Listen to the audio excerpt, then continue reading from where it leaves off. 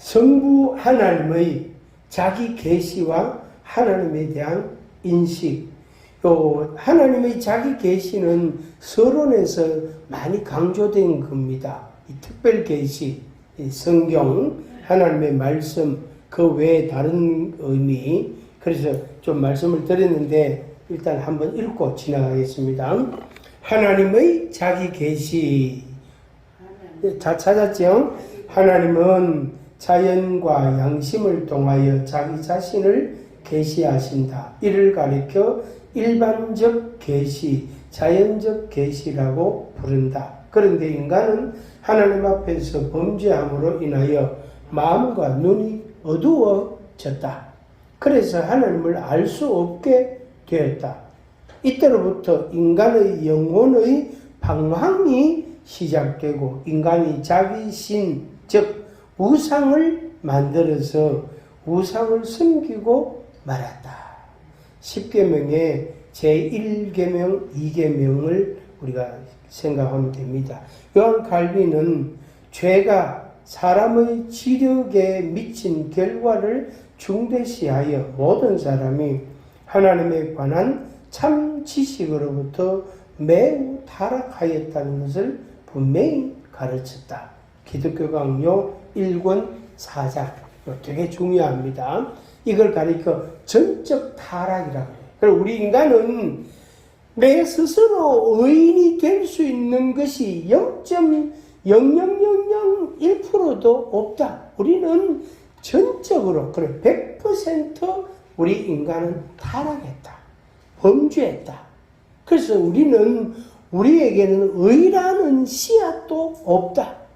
우리는 100% 죄만 있을 뿐이다. 그걸 우리가 인정하는 겁니다. 그런데 자기가 좀 똑똑한 사람들은 그걸 인정 안 해요. 자기가 좀 능력이 있는 사람은 그걸 인정 잘 안 해요. 요만큼은 하나님이 하시고, 나머지 그만큼은 내가 하고, 이런 이야기를 한다고. 그래서 그런 사람은 하나님을 잘 안 믿습니다. 교회만 왔다 갔다 하는 사람들이 될 수 있습니다.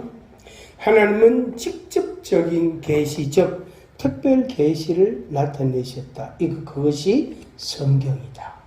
그래서 성경이라는 특별 계시를 통해서 우리에게 하나님이 자기를 나타내 주신 거예요.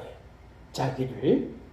자, 1. 역사적 사건을 통한 계시, 말씀을 통한 계시, 예수 그리스도를 통한 계시, 성령을 통한 계시. 이렇게 네 가지로 구분하는데 다른 걸 놔두고 3번 보겠습니다. 예수 그리스도를 통한 계시. 이것을 성경에서 우리가 알 수 있는 겁니다. 요거를 성자 예수님으로 성육신 몸을 입고 오셨단 말이에요. 성육신 하셔서 계시하시고 보여주셨습니다.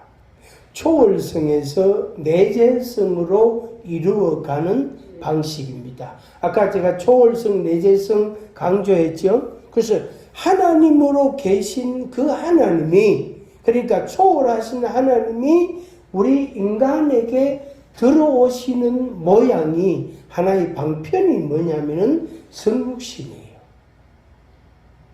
그래서 내재, 우리와 함께 계시는 분으로 하나님이 자기를 나타내 주신 것입니다. 인간이 하나님을 볼 수 있는 가장 이상적인 방식이었다 하는 겁니다. 그래서 이걸 우리가 성경에서 배웁니다. 그게 바로 이제 말씀을 통한 계시예요. 말씀을 통해서 성경에서 이걸 배우고 알게 되고 그걸 우리가 지식으로 삼고 믿음을 가지게 되는 겁니다. 믿음을. 그 다음에 성령을 통한 계시. 하나님은 영이십니다. 하나님은 물질이 아니고 영입니다. 하나님은 눈으로 볼 수 없단 말이에요. 하나님의 영이 인간의 영과 육에 임재하셔서 인도하시고 교훈하시고 충만하십니다. 관계를 맺음에 있어서 필수적인 요소입니다. 성령이 아니면 악령이 인간에게 영향을 줍니다. 이제 첫 번째 사건이 에덴 동산에서 일어났죠. 에덴 동산에서 아담과 하와에게 어떻게? 아담과 하와가 범죄하고 나서 에덴 동산에 쫓겨났단 말이에요. 쫓겨났단 말이에요. 그러니까 에덴 동산에서 하나님의 말씀을 거역했다. 불순종했단 말이에요. 그게 바로 성령, 그러니까 하나님의 영이신데 하나님의 말씀을 듣는 게 아니고 마귀의 말을 듣고 쫓아간 거예요. 그래서 쫓겨난 거예요. 예수님을 부인하는 베드로, 이것도 마찬가지고, 이것도 베드로가 예수님을 분명히 믿는 사람인데 예수님이 시문 받으시는 그 시각에 베드로가 예수님을 3번 부인하는 일이 벌어졌어요. 이미 가룟 유다는 예수님을 팔아버리고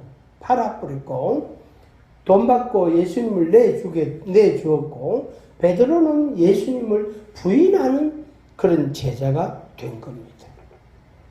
오늘 우리들에게도 이런 게 있을 수 있는 거죠. 분명히 우리가 하나님을 믿는 사람인데 어느 날 하나님을 의심하게 되는 거. 그게 바로 마귀가 우리에게 영으로 역사하는 거예요. 안 믿는 거죠. 하나님을 안 믿는 거, 못 믿는 거죠. 그래서 성령, 하나님의 영, 성령을 통해서 우리에게 하나님을 자꾸 일러주신다. 자꾸 말씀해 주신다. 그러면서 우리가 믿음이 자꾸 이렇게 자라게 되어집니다. 자, 그 다음에 두 번째로 올바른 하나님 인식입니다. 7가지 전제가 있는데 요거 한번 보겠습니다.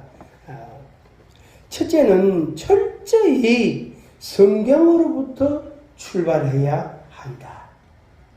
철저히 성경으로부터 출발하고 내용도 성경 중심이어야 한다. 결론도 성경으로 내려져야 된다. 둘째, 하나님으로 말미암아 성립되는 인식이어야 한다. 특히 예수 그리스도 안에서 성립이 되어야 한다. 셋째, 하나님의 은총에 힘입어 성립되는 인식이어야 한다. 넷째, 하나님을 인식한다는 것은 일반적인 대상을 안다는 말과 다르다. 하나님과의 인격적인 관계, 즉 신앙의 관계를 뜻한다.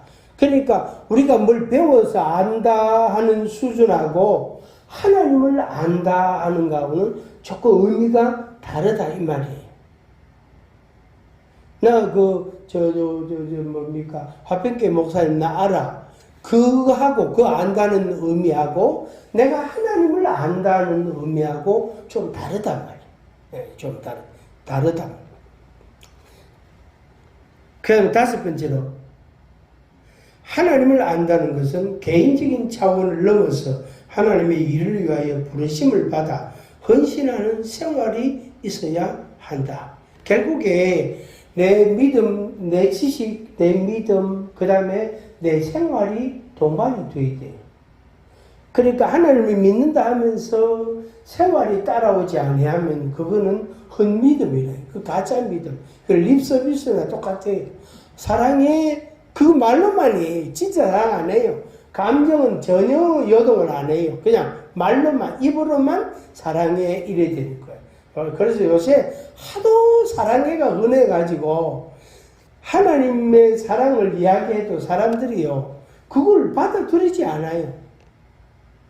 하나님의 사랑은 분명히 다른데, 근본적으로 다른데, 하도 사랑해 소리를 많이 들어놓으니까, 사람들이 일에 좀 혼동이 생기는가 봐요.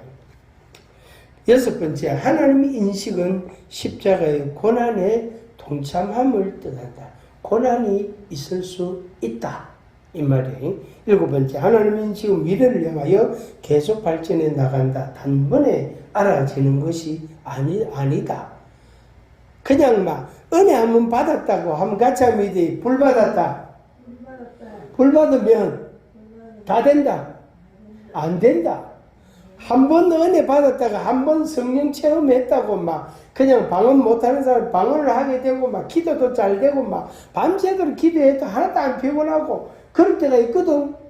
근데 그렇다고 해서 그 사람이 모든 게 다 달라지는 게 아니에요. 그 속에는요 성깔이 그대로 살아있어요. 그래서 또 은혜를 체험하고 또 은혜를 받고 또 사랑을 받고 그런 과정을 자꾸 겪으면서 경험하면서 믿음도 자라고 생활도 변화가 되고 사람이 달라지는 거예요. 사람이 달라지는 거예요.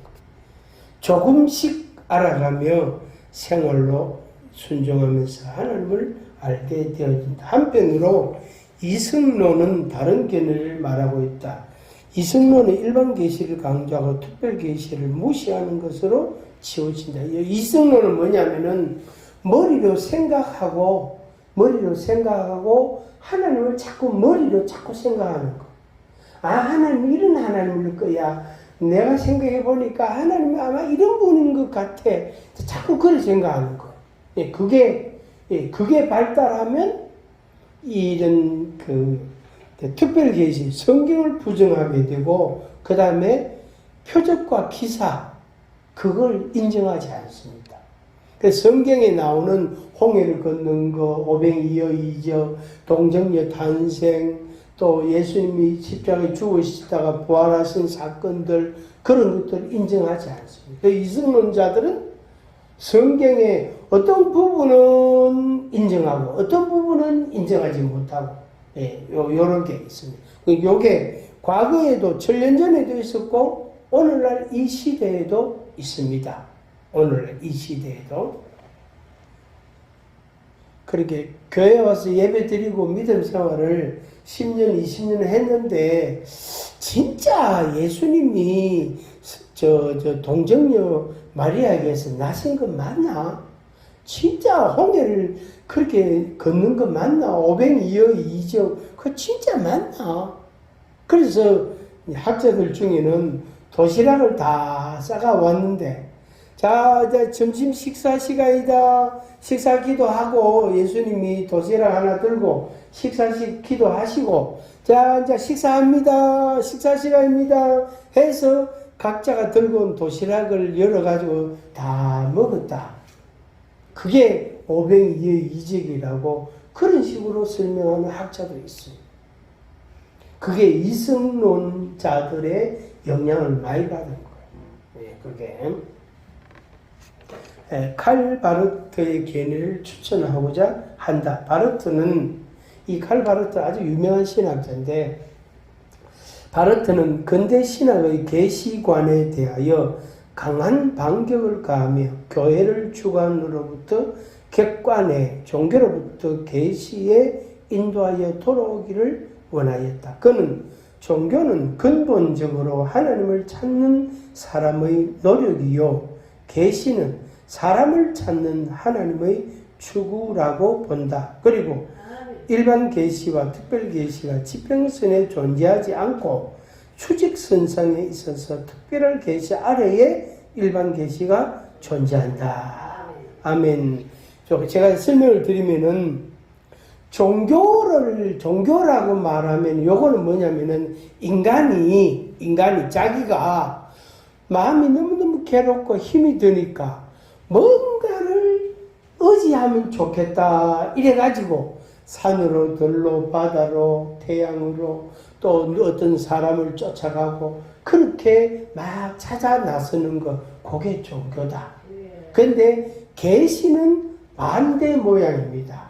하나님이 우리 인간에게 찾아오셔서 성육신 하셔서 우리를 찾아오셔서 내가 여기 있다. 내가 하나님이다. 나를 믿어라. 내 말을 들어라. 나를 보아라. 그게 계시다. 그게 계시다. 하는 말씀. 그래서 종교와 계시라는 의미를 확실하게 구분을 짓습니다. 이 신학자가. 그리고 일반 계시와 특별 계시인데 특별 계시는 뭐라 그랬죠? 성경. 특별 계시는 성경입니다. 근데 일반 계시는 소위 말하는 이 자연, 뭐 나무나 우리 사람이나 우리 사람 생김새나 또 뭐 태양을 보고 바다를 보고 뭐 이런 거, 그런 걸 우리가 이제 일반 계시라는데 다른 것도 있지만 이건 뭐 일단 그 정도만 이야기할 수 있겠습니다. 그래서 일반 계시는 특별 계시 아래에 존재한다. 그러니까 특별 계시하고 일반 계시하고 두 개를 나란히 이렇게 진열해 놓는 게 아니다. 그렇게 아니다. 이건 완전히 수준이 다르단 말이에요. 근본적으로. 그래서 특별 계시 아래에 일반 계시가 있다. 이 말이에요. 그러니까 하나님의 아래에 피조물이 있는 것처럼 하나님의 말씀 아래에 이 모든 다른 계시의 이 그런 사건들이 존재한다. 이런 말이에요. 저걸 조금 더 다시 표현하면은 하나님의 말씀하고 자기가 깨달은 말하고 그걸 비교하면 됩니까? 안 됩니까? 안 된단 말이에요. 하나님의 말씀 아래에 자기가 깨달은 지식 혹은 자기가 꿈을 꾸었으면 꿈, 자기 환상, 그거는 하나님의 말씀 아래에 놓이는 거예요. 그거를 말씀하고 두 개 견주어서 하면은 그게 바로 이제 사이비가 되고 교주가 되는 거예요. 교주가. 가끔 그런 사람이 있어요. 에스겔서에, 다니엘서에 나오는 하나님이 특별히 그 선지자에게 보여주신 환상하고 자기가 본 환상하고 이렇게 견주는 사람이 있어요. 그런 사람들이 가끔 있어요. 책으로도 나와 있어요. 에스겔이 본 계시 이래가지고 실제로는 그거는 조그만 이야기하고 자기가 본 환상을 막 사실처럼 그거를 그 문자로 표현해가면 쫙 나열을 해놨는 거예요. 그래서 이 사람은 벌써 교주가 됐네. 이 사람은 엉뚱한 사람이구나. 하여튼 한국에도 있고 미국에도 있어요. 그러면 그 환상을 보면요. 아주 신비롭고 너무너무 재미있어요. 막 그냥 푹 빠져요. 그런데 그거하고 에스겔 선지자가 환상을 본 거하고는 근본적으로 다른데 그걸 견주는 걸 같이 놓는 거예요. 그래서 에스겔의 환상이나 내가 본 환상이나 이건 하나님의 계시다. 이런 식으로 풀어가는 거예요. 그래서 하여튼 그런 사람 참 하여튼 있더라고. 책으로도 저도 그 사람의 책을 제가 한번 사서 봤어요. 보니까 앞에 하고 맨 끝에 하고 보면 알거든요. 가운데는 안 봐도 돼. 그걸 보니까 이 완전 터무니없는 소리. 완전히. 한번 같이 합니다. 특별계시 말씀. 성경은 특별계시인데 자기가 깨달은 마음, 지식, 자기 믿음, 자기 환상, 꿈, 자기 마음에 이렇게 하면 좋겠다 하는 생각, 그것을 성경과 견주면 큰일 난다. 그게 바로 교주가 되는 거예요. 교주가 되는 거예요. 아주 위험합니다. 그런데 그 경계선이요, 굉장히 희미합니다. 그래서 하나님을 경외하는 경외심이 우리들 마음속에 확실하게 있어야 됩니다. 그래야 그런 죄악을, 잘못을 범하지 않게 됩니다.